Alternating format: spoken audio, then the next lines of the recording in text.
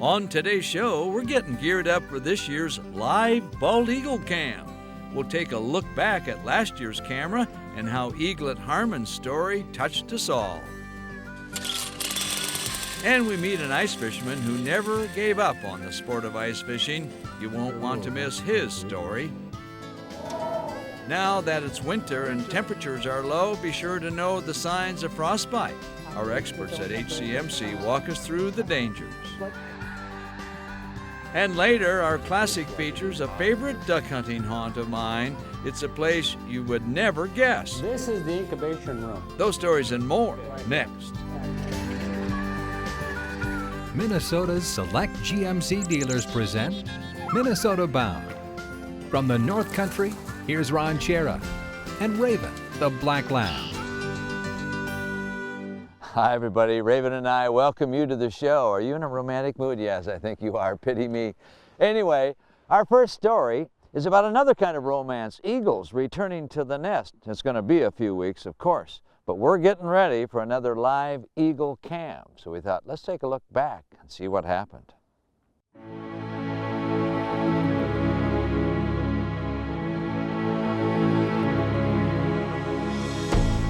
Our national emblem not only soars over America, the bald eagle also soars as an internet sensation.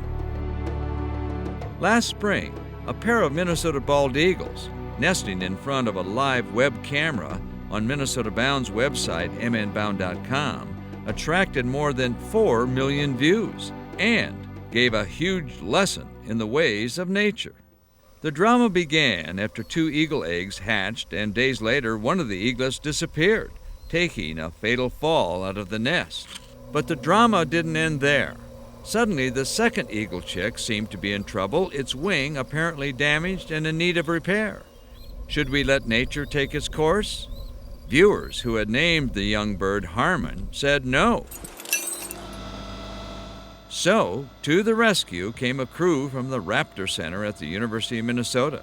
Hey buddy, what you got there? You got a whole mess of stuff here. Okay, my friend. Yeah, I know that was a rough ride, but it's okay. It's okay. Hopefully a couple of days at the spa and some good food and clean them up to get the maggots off, we will have a kid that looks altogether different. Comfy spot. Quickly, the Raptor crew fixed the wing and returned Harmon to the nest. But then the question was, would the parents return?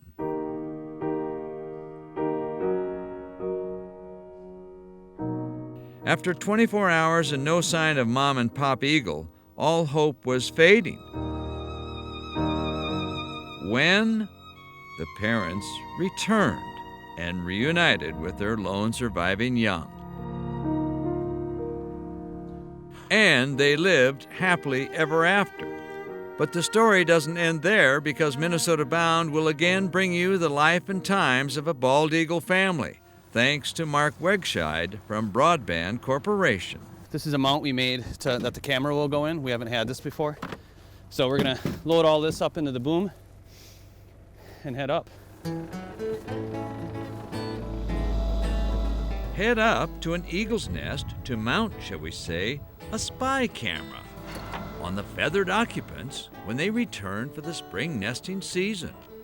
To set up a webcam is rather high-tech stuff.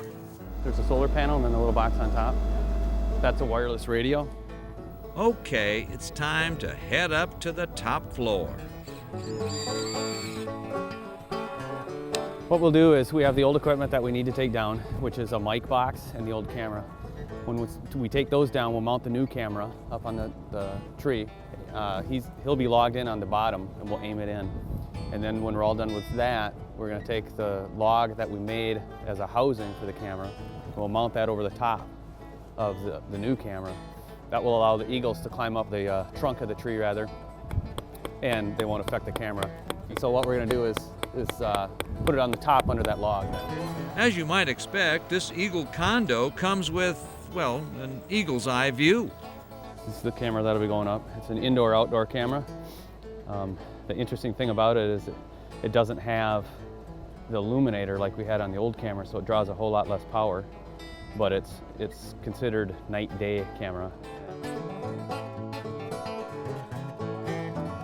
And so another winter day ends, and the Bald Eagle Cam is up and running.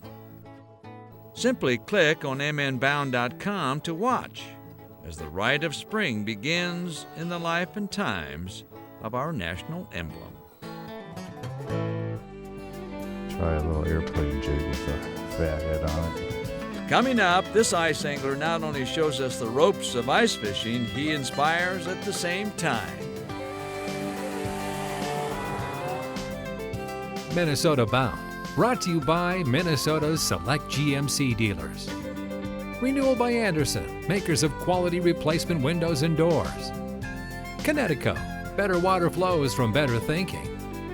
And by Rapala. Catch the latest at rapala.com.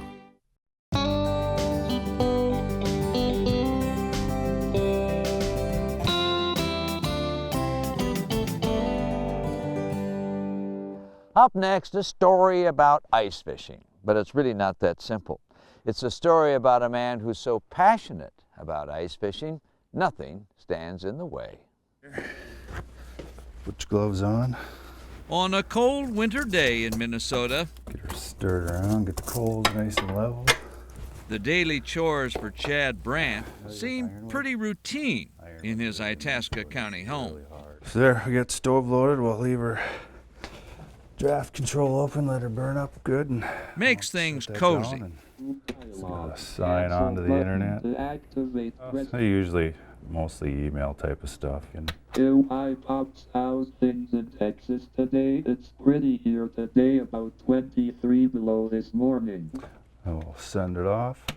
With his emailing done and room temps a climbing, She's roaring pretty good. life's pretty good for Chad, all things considered. It's a life he lives, but does not see. I was back in 1989, opener of pheasant hunting, and it was a pheasant hunting accident.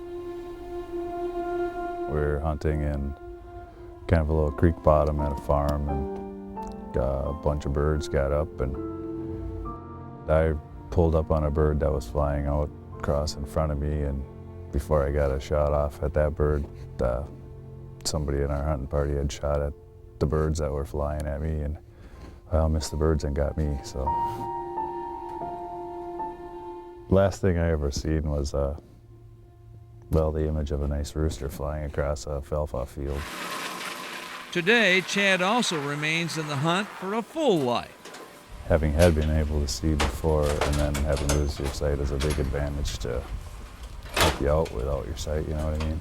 Got to see a lot of stuff before so you can visualize how everything is. Broadcase. Chad also has a life partner, his wife, Michelle. What we continually are reminded of is that life is never predictable and doesn't go according to plan. I always remind myself that things could be a lot worse, and things could change for the worse in a heartbeat, so to appreciate what you've got and enjoy it. Enjoy is what they do, even ice fishing. Oh, it's beautiful. It's below zero, but sun shining and no wind. It's perfect. My kind of weather. Well, I think Chad is just wonderful to begin with, but he thinks he's just an ordinary guy. Not too many blind people would attempt what he's attempted. But as far as fishing goes, he is as capable as he always was, from what I understand. So his sight hasn't been an impediment whatsoever. Chad also has few boundaries. He cuts firewood. He vacations in Mexico. He races bikes, hunts deer with bow and arrow. He skydives with an advantage. He doesn't look down. I think I'm gonna try a little airplane jig with a fat head on it. At the moment, the task is to catch a northern pike on Lake Pokegama near Grand Rapids, Minnesota. These are little remote control pagers. So when the tip up goes off, got a little pager in the house here that beeps, so we know we have a at least a bite over there. Or just playing? Just the quietness of being out on the lake, and I guess it's just a bonus if you catch a fish. Loved to fish ever since I was a little kid. It's very therapeutic. Oh, no, not again. I see. If I had to do what he does blindfolded, I would lose patience so fast, I think. You know, but so I have to keep reminding myself, patience, patience, because Chad has an incredible amount of patience. On this day, Chad pulled in a perch and knew how small it was. I see with my hands, so. He also saw something else, something all anglers ought to see when the fish don't bite. Well, we tried. That's all you can do.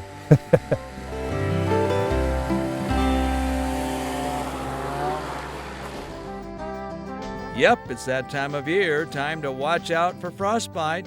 Learn more from the HCMC experts before you head into the cold. Closed captioning is brought to you by the Yard, premier manufacturers of maintenance-free outdoor patio furniture and accessories from recycled plastic.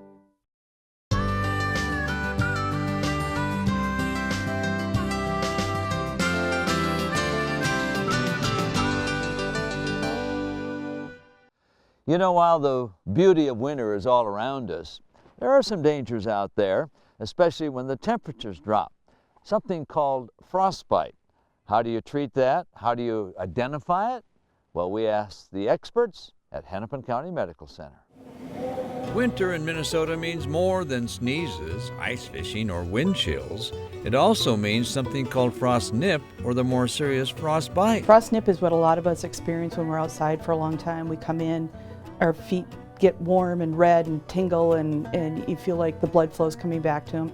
That's something that many of us have experienced. It's completely reversible. There's no tissue damage. Frostbite is actually where you have frozen the tissues. In other words, the threat of frostbite is serious stuff in near-zero winter air. Generally, most patients that we see that come in with significant frostbite are those that have been out drinking.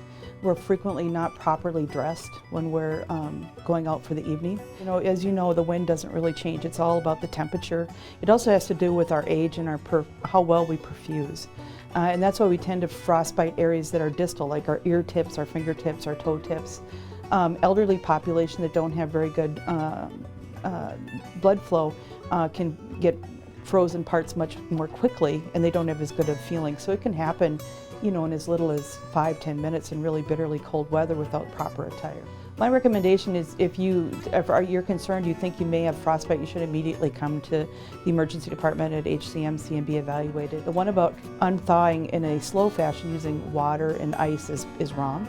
But the one that is right is aloe vera is a very good topical, both for the treatment of burns and frostbite. It has lots of anti-inflammatory things, and I think that's the key, is dress in layers. Try to go in and out of the house, check especially for those of us that have bad sensation in our fingers or toes, you need to be especially cautious. Mittens are better than gloves. And don't forget to put on headgear. It's all really important. And if you don't need to be outside, treat it seriously like you would a summer storm. If you don't need to go somewhere, stay in. You know, do things around the house.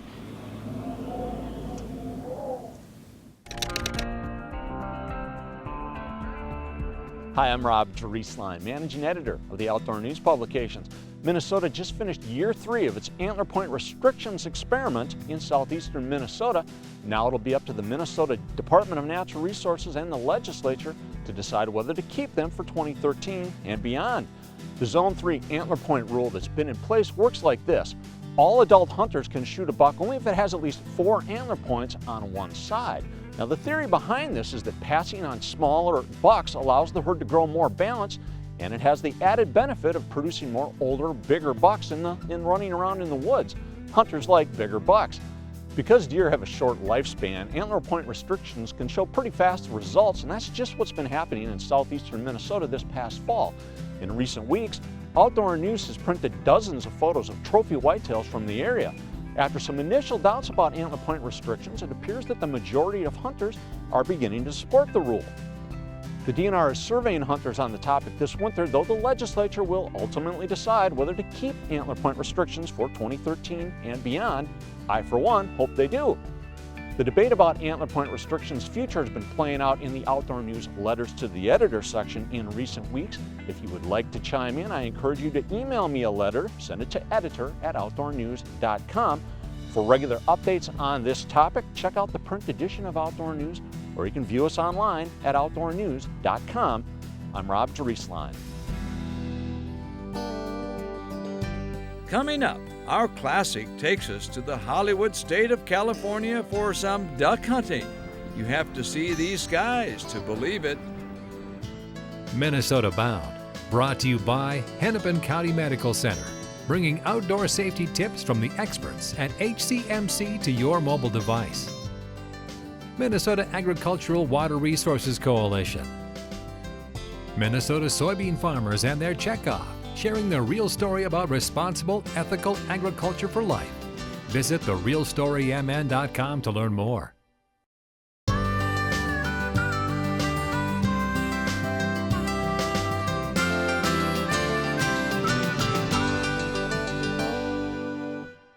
You know, when you think of California, most of us think of Hollywood and movie stars or surfing, whatever.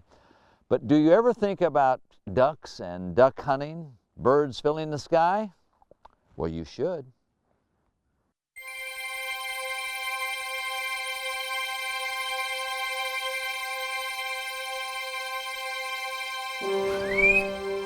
My gosh, the sky is full of ducks.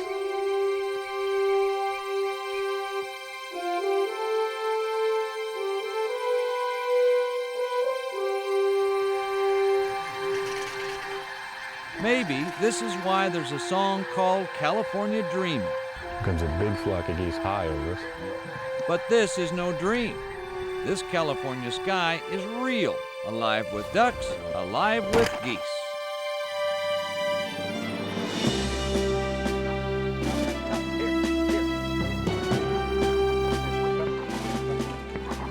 Beauty. Oh, he's a gorgeous goose. It is mid-December in California's Sacramento Valley. Famed for growing rice and flat as a flooded pool table, the Sacramento Valley historically was an important wintering destination for waterfowl in the Pacific Flyway. But in America's most populated state, with its farming pressures and people pressures, the valley as a waterfowl mecca faces an uncertain future. But today there's a new California dream for waterfowlers, turning back the clock to restore the valley for ducks and geese. This is the incubation room, right here. And it's all thermostatically controlled. When we have eggs in here. The wild duck eggs are salvaged by neighboring farmers when the nests get in the way of their farming operations. A longtime DU worker, Ron Stromstad has had many duck hunting mornings under his belt, but rarely with so many ducks. Take him. Good shot. Scar, here.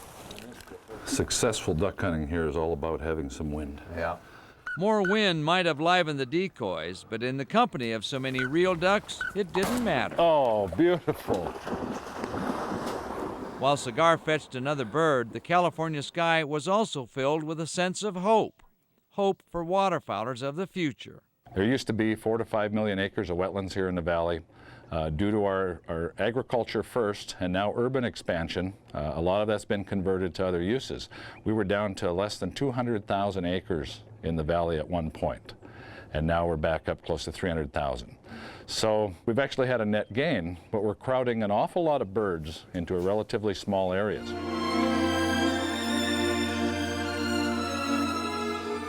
For waterfowl in the Pacific Flyway, it's California or bust.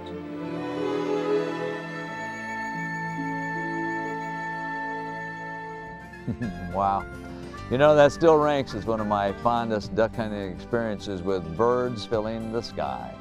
Well, that about does it for us. Remember, introduce a kid to the great outdoors. I'm Ron Sharon, of course, always the star of the show who wants all of the attention is Raven.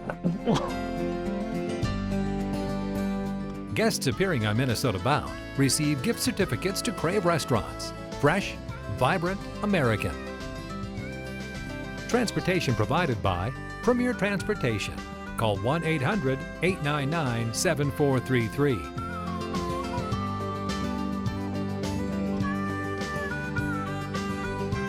For more information on these stories and more, catch us on the web at mnbound.com.